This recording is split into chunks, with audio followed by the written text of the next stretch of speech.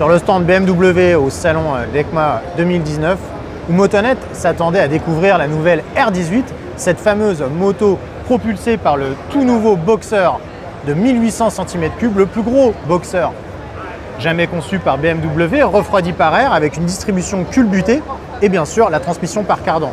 Or, c'est la déception finalement puisque BMW s'est contenté de réexposer cette version prototype que nous avions déjà vue à Villa d'Este, ainsi qu'introduire en vidéo une R18-2 au look un petit peu plus Power Cruiser. Donc finalement, ça traduit une volonté de proposer deux modèles de série autour de cette nouvelle plateforme, un petit peu comme on le prévoyait d'ailleurs dans notre guide d'achat des nouveautés 2020 de Motonet, où on parlait effectivement déjà de deux motos différentes, donc une typée Custom Bobber, une typée un peu plus Cruiser. Donc évidemment le tout pour aller chasser sur les terres américaines avec des motos donc rutilantes, très chromées et une allure donc orientée très rétro, à la limite même d'un positionnement hyper classique propre à la transformation. On passe maintenant aux vraies nouveautés 2020 du stand BMW et là il y a beaucoup plus de choses à dire. Allez, on ouvre le bal des nouveautés BMW avec la F900R qui vient remplacer la vieillissante F800R. Donc le roadster de moyenne cylindrée entre guillemets de chez BMW, la porte d'accès en tout cas à la gamme, fait peau neuve notamment au niveau du design, avec un nouveau phare avant oblong à LED, placé entre une grosse fourche inversée ici au fourreau doré, qui se termine par des étriers radio Brembo. Bref, il y a quand même un accent là qui est mis sur la sportivité sur ce modèle. On note également un nouveau réservoir qui cette fois ne prend plus place sous la selle comme sur la précédente F800R. Cette moto reçoit un nouveau bicylindre qui développe 895 cm3. C'est en fait celui de la F850 GS découvert l'année dernière, dont la puissance est portée à 105 chevaux et le couple à 92 Nm. Cette moto est évidemment disponible également pour les permis A2, donc bridable.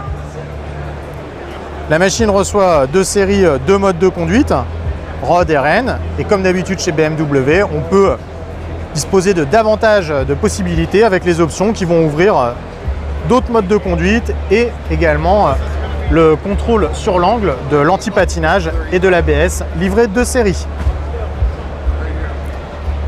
La F900R 2020 est annoncée pour 211 kg tout plein fait, ce qui la place dans la fourchette des roadsters de sa catégorie. Reste à savoir si désormais elle va trouver le succès dans ce marché ultra concurrentiel, notamment grâce à sa nouvelle plastique qui, avouons-le, en tout cas sur sa partie avant, est encore loin de faire l'unanimité.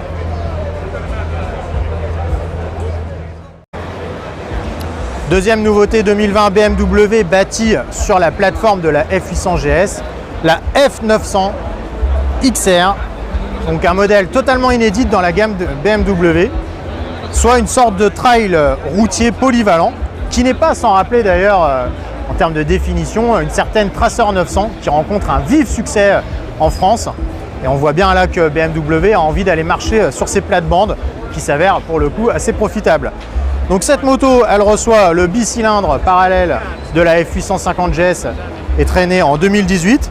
Il développe 95 chevaux et 92 Nm de couple.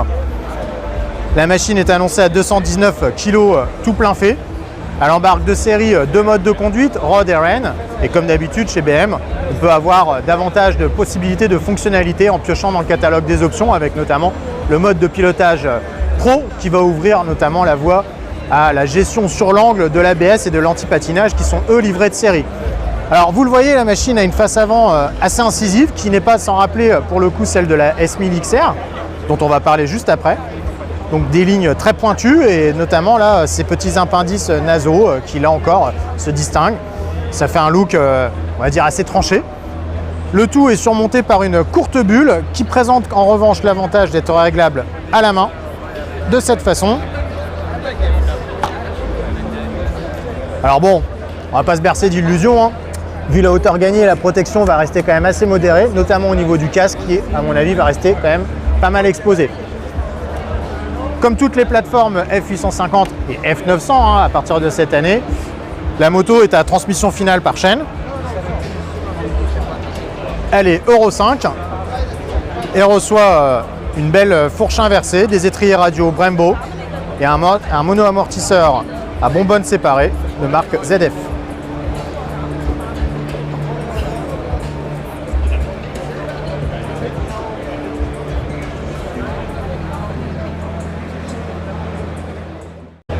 Autre nouveauté 2020 sur le stand BMW, la S1000 XR qui évolue vers le haut en matière de technologie avec notamment un gap franchi sur l'électronique. La moto reçoit notamment de série un écran TFT.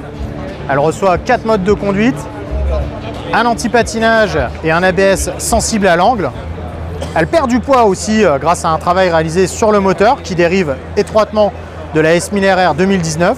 Sa puissance est rabaissée à 165 chevaux, ce qui, vous en conviendrez, commence à faire beaucoup pour un trail à vocation routière.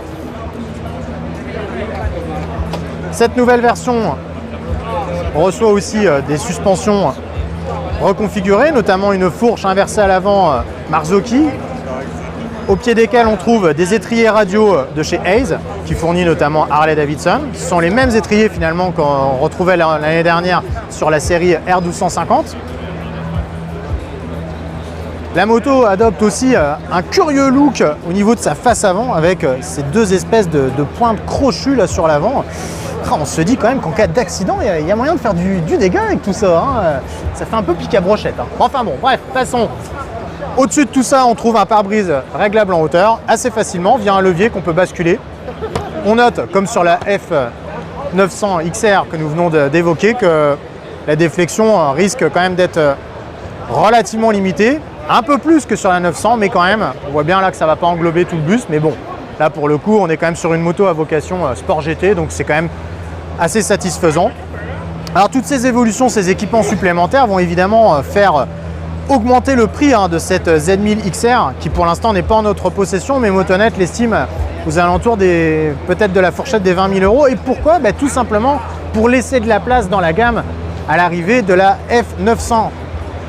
La XR que nous vous avons présenté juste précédemment, et du coup évidemment BMW ne peut pas se permettre d'avoir deux trails qui vont se faire collision frontale, donc il va avoir d'un côté l'entrée de gamme si j'ose dire avec cette F900 XR et de l'autre côté une machine plus statutaire, plus haut de gamme, tout équipée, la S1000 XR.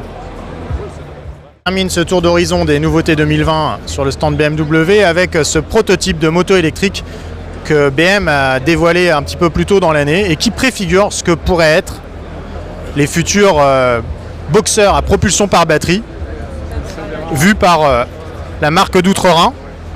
Alors on est vraiment là à l'état complètement conceptuel, vous le voyez notamment au niveau de l'épure de suspension, au niveau du design très particulier, l'absence finalement de selle, de support et de tout ce qui ferait une moto homologuée. On le voit aussi au niveau de la transmission par cardan qui est pour le coup ajouré et qui permet donc de voir l'arbre tourner. On se doute qu'au niveau sécurité c'est pas top. Notez aussi les excroissances sur le côté qui sont là pour rappeler finalement la physionomie du flat twin et qui s'écartent à l'arrêt. Et pour rester dans les habitudes de BMW, on a noté aussi un train avant dual lever comme sur les K1600.